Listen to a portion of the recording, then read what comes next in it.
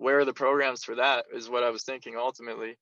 So I started to apply for funding and getting different momentums going. And originally the plan was to have it. COVID technology. That's how it works sometimes. Mid interview. What up, everybody? Planbstrik9, Earthling Collective, Ghetto Children Crew. It's cold outside, but it matched the interior. Wanna hide, but hibernation is scarier. Sit inside with suicide hysteria. The merrier the moment I'm living behind a barrier. Carry your coat in hopes for the cold day. Hell freezes over cold shoulder for the right way. Wrong way is looking like a long day. Carry all your burden, Tyler Durden in an ashtray. Fight club, show up, no gloves. Metaphor for living, no forgiving, getting no hugs. Dead love, hidden by the grown-ups. Babies feel the energy, you tend to raise a grown thugs. So I say with no confidence at all, stand up for your family, prepare to take the fall. Even if it means give up dreams, cause the goal is ultimately to be the one that they wanna call.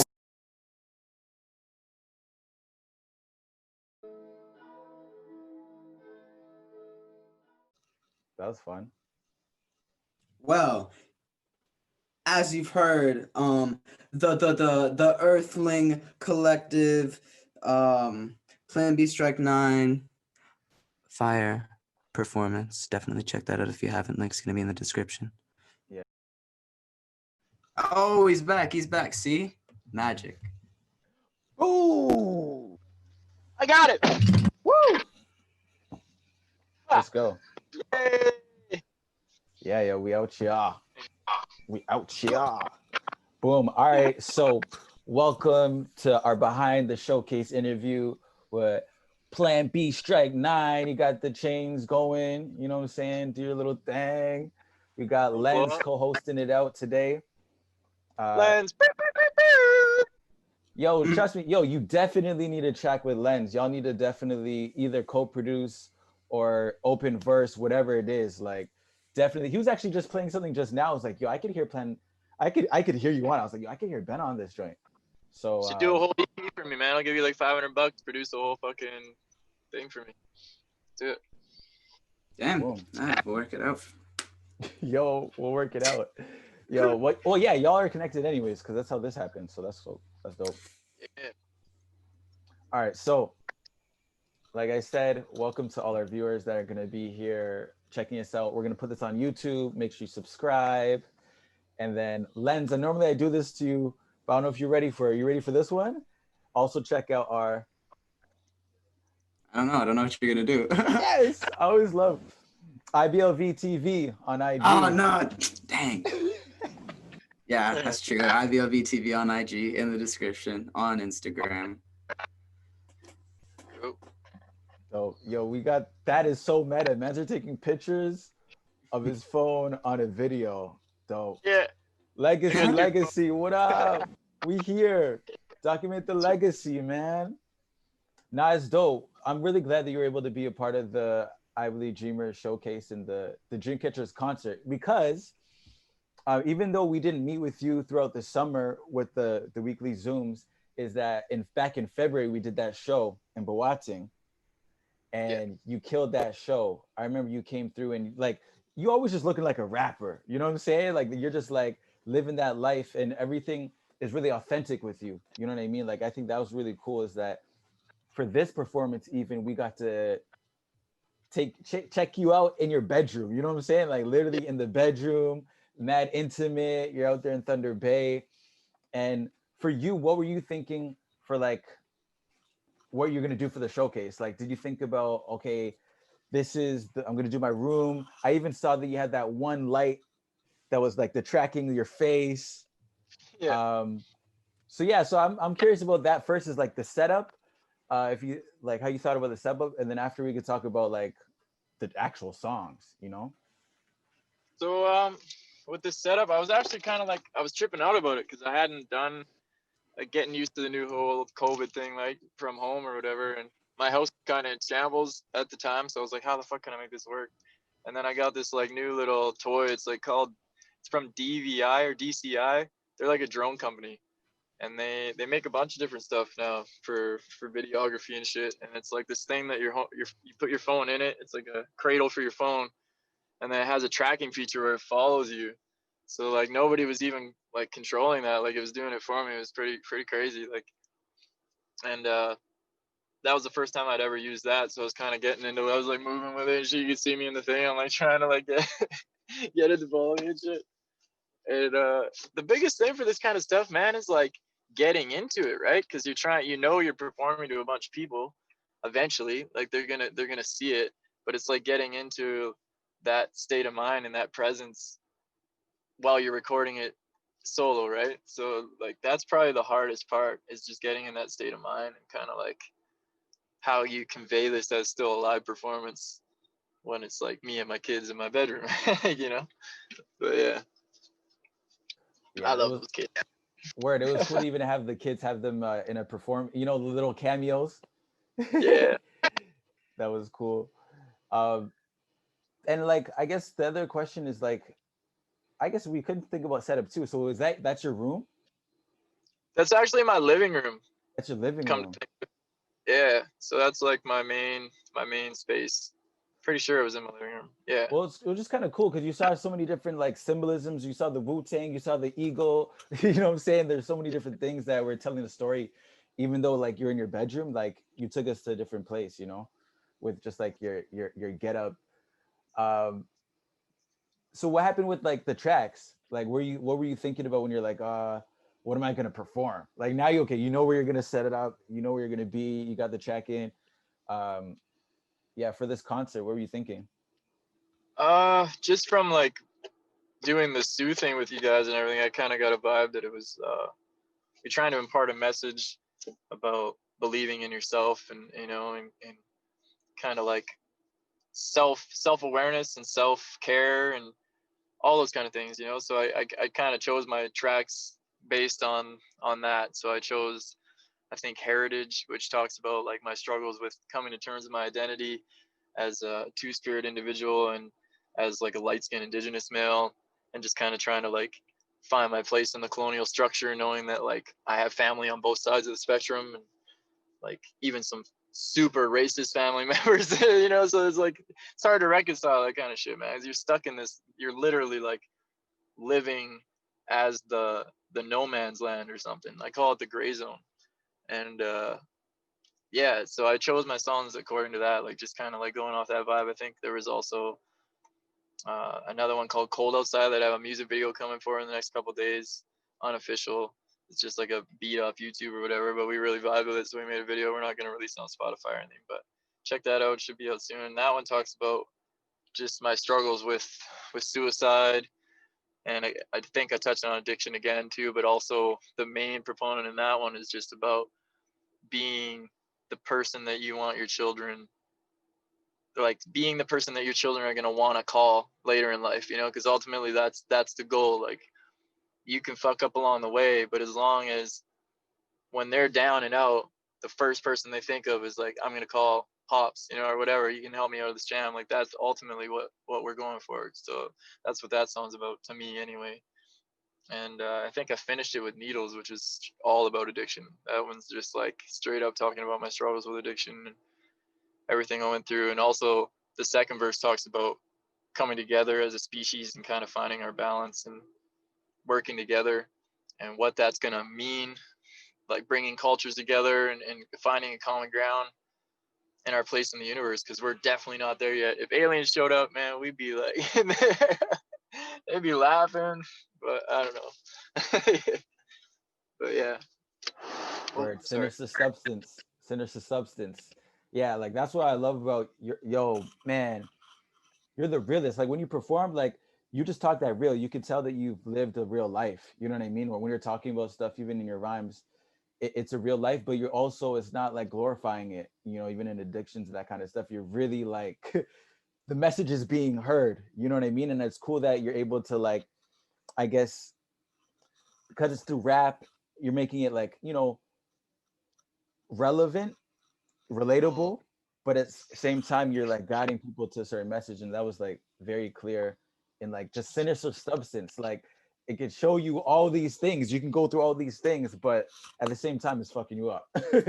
You know, and that was fire. And that was, I really appreciate you even sharing that part about just like wanting to be that person that your kids can like call on, you know, in that life. Like that's real life. And it was cool that you're able to like again show your youths, have your kids even a part of that.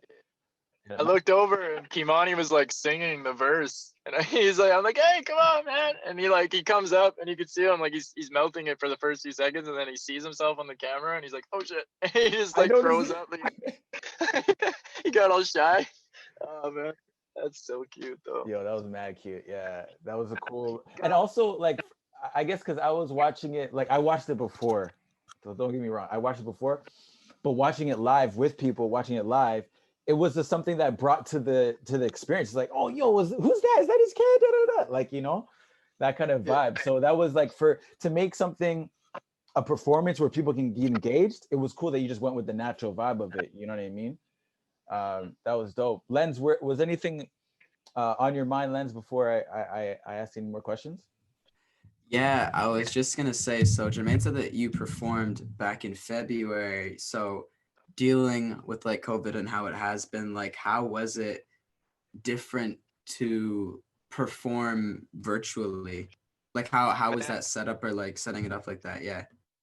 It's like day and night. Like that was my last thing. That's the last thing I did before COVID lockdown, man. Like we actually, on our way out of the Sioux, we had heard that Thunder Bay was like already getting cases, and Winnipeg was bad, and and we were hearing things were going to lock down, and we actually went everywhere. It took us like 3 hours. We went to every Home Depot in the Sioux before we left town, and we got like 4 masks each or something. They were like the last mask in Ontario, probably. Like it was like, yeah, so that was literally the last thing, man.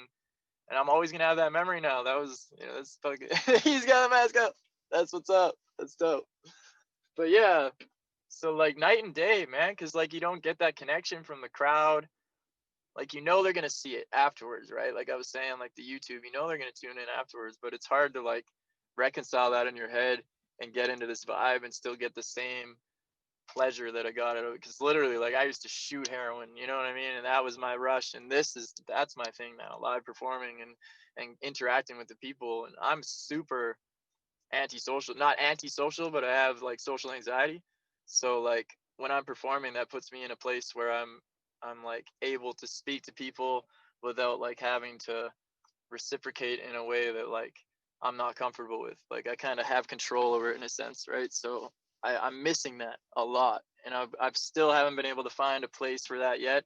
I'm thinking live videos where people are actually tuned into it and can kind of interact somehow. But yeah, man, there's got to be some medium that we can find here, because this isn't going away anytime soon, they're saying, right? So we got to find our new normal, man.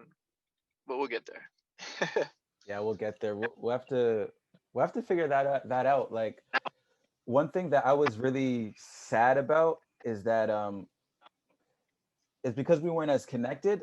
Like you didn't have any audience. You just had to be on your lonely almost doing your thing, right? So it's a different dynamic, because even for us, we were socially distanced, but we had a few people that we could perform to, we can interact with, so it's a bit different. And I definitely want us to bring a show in Thunder Bay. Like that's been the motive, so we'll have to make that pop off. And one thing would be cool though is like if we do more online shows, is what I was going to ask is, how was that live aspect? Did you watch it live or did you watch it after? I don't know. I did tune in, actually. I got into it like halfway in, I think.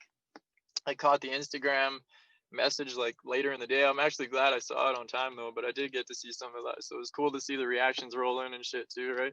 So that's dope for sure. Yeah, that's cool.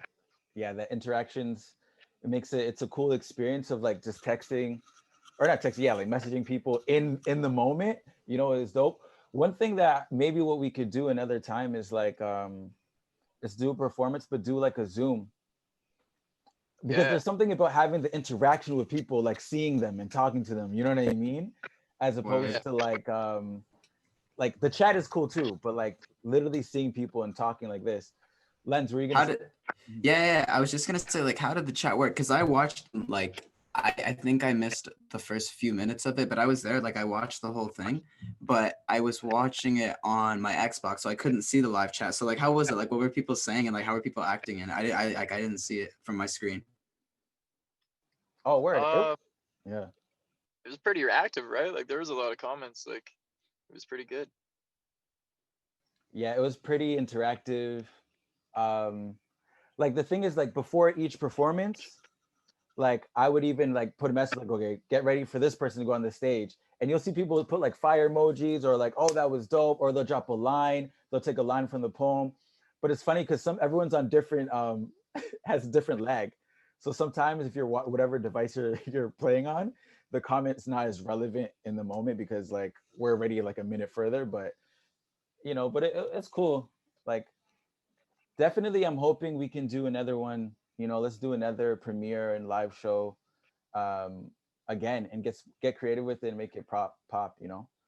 I want to do another interview with you, bro, to get in with like your story, your story really, and some of your dreams. Like maybe you could speak before we go. You could speak a little bit about like the Earthling Collective and what you're doing with that. Do you want to like speak on that? Just plug it. Yeah, for sure. So Earthling Collective, we started in 2018. It's kind of a dream born out of where I come from, like in the East End of Thunder Bay, and like growing up down here. I'm here right now, actually visiting a shorty, but it's like this is my hood, man. This is where my people are, and they're still struggling to this day. And I'm watching like the kids of people I grew up with going through the same shit now because it's cyclical, right? And we fell through the cracks, like the places like the Boys and Girls Club and the underground gym, which is like a boxing gym down here for youth. And there's an age cap. They don't tell you like specifically, like you can't come here at a certain age, but there's a time when you become a distraction to younger kids. You know what I mean? You're into older shit. You might even be into some negative stuff at that point because you're experimenting and whatever else. And it's just not conducive to be around younger youth. So there's really nothing for them. And that's the most pivotal time in a youth's life, is that transitional period from being a child to being an adult, right? So it's like, where are the programs for that is what I was thinking ultimately. So I started to apply for funding and getting different momentums going. And originally the plan was to have it. And we back. Yeah. Yeah. I am not sure what happened there. That was trippy, but yeah, it's all love. we're here. So where was I? Like I was right into it there. Nah, you're just talking about the dream of Earthling Collective, of like how important it is to have like programming for that transitional. But then you're like even more than just the programming. Oh no, this is what you're saying. You're saying originally you applied for funds. It was you applied for funds, but originally it was going to be a space. I think that's where you're going, right? Yeah. Originally the intent was to have it be community oriented to the point that it was even community funded. Because I was thinking like, let's hold this in our hands. Let's not rely on funders and these big government bodies and have to like not only navigate this colonial system, but also like do what they want basically to get their money, right? You got to jump through their hoops. And I was like, how about we keep this in the community? Almost like you were saying with the Patreon or whatever, but like really communal, like in the sense where like we would all just like, everyone would know this thing existed and for the price of a coffee or whatever. There's like 200, I don't even know how many people. I think there's only 120,000 people here, but even that, like $1 a day from every citizen here would fund more than fund everything for, whatever. But that was my thing, was just like, let's really put this in our hands and then we have control over it. And it was working at first. We funded the first year like that. So it was a really beautiful thing. But then it came to a point where it's like, how big can you, how many people can you reach without applying for these funds? So we ended up applying for a few different ones, and we got a smaller Ontario Arts Council one in 2019 that we just finished up. And then we applied for another one through I think it's like, you guys might have got something similar, the YOF Trillium funding. And that one, Young Leader Circle got that. Yeah. That was crazy. Like I had no idea they were going to approve that, yo. Like it was like, it just blew me away when I got that letter, man. It was like, this is real. Like I just manifested this thing from absolutely nothing. And it's like in memory, like it's Earthling now. Originally it was supposed to be the Ghetto Children Collective. And that was like, I got it tattooed on my leg and shit. And that was like the crew I was in coming up, and it was a positive thing at first, man. It was a bunch of little skater kids. We were the only skaters down here, and that's an influence from my own family too. My aunt owned like a skate shop in Toronto, and she like brought a couple boards down for me one day, and then we were like the only kids in the hood that skateboarded. We were like the little crew back in the day. But yeah, so like it started off like that, and then we got into hip hop, and then some other crews that were into that shit, they were gang affiliated, they got into like dissing us and shit.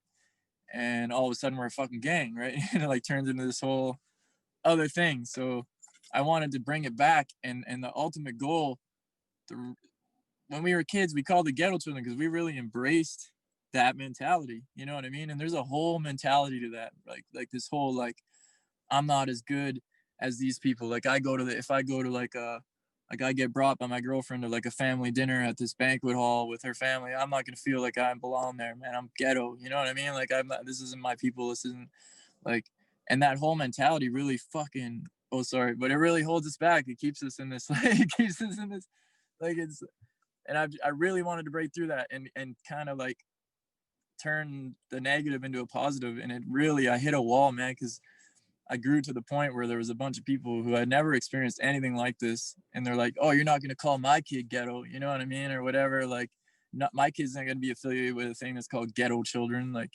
so it was ultimately semantics. And it was it worth the fight of not getting funded and not being able to get anything accomplished just based on this name? So what we do now is it's Earthling Collective. And then we have like a crew of musicians. It's like a revolving crew that's like, there's a bassist, like me and Brandon and Jamie are pretty much like the main core of it, but it's like a revolving cast of characters, and we perform at different events and stuff as the Ghetto Children. So that's how I honor that. But yeah, long-winded fucking, but that's what it is.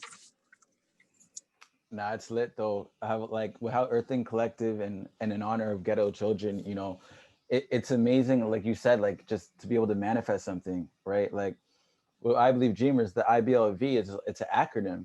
It's Imagine, Believe, Live, Voice Your Dreams, you know? And that's legit what you did, right? You just had a vision of what you had. You believed in it. You knew why you needed in your community, right? For these young people that are just in adulthood. And then you lived it out. Like you actually did the community groundwork, you know, and actually built it on your own and the community.